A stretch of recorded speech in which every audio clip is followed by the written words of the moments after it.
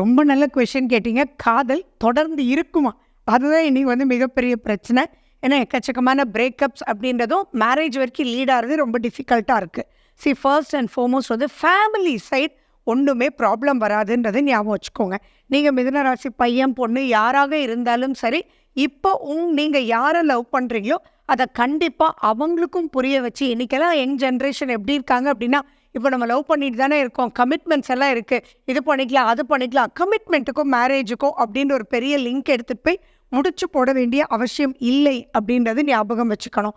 First ஹாஃபில், அதாவது June மாதத்துக்கு முன்னாடியே உங்களுக்கு ரொம்ப ரொம்ப ரொம்ப ஃபேவரபுளாக இருக்குது. ஸோ 2 பேரும் உட்காந்து லைஃப்னா எதுவாக இருந்தாலும் அட்ஜஸ்டிங் தானே. அதே மாதிரி காதல் அப்படின்னு என்ன, ஒருத்தரோட ஒருத்தர் மனசை நீண்ட நாள் புரிஞ்சு அதுக்கப்புறம் கல்யாணம் பண்ணிக்கிறதா லவ் மேரேஜின்னு வருது. ஸோ அப்படி இருக்கும்போது நீங்கள் 2 பேரும் டிசைட் பண்ணிவிட்டு உங்கள் ஃபேமிலி மெம்பர்ஸோட 2 பக்கமும் போய் இப்போ நீங்கள் சொல்லி உங்கள் டெப்த் ஆஃப் லவ்வை புரிஞ்சு வச்சு நீங்கள் ப்ரொசீட் பண்ணிங்கன்னா இந்த ஜூன் மாதத்துக்குள்ளே பண்ணிக்கக்கூடிய திருமணம் டு காதல் டு திருமண வாழ்க்கை சூப்பராக நிலச்சி நிற்கும்.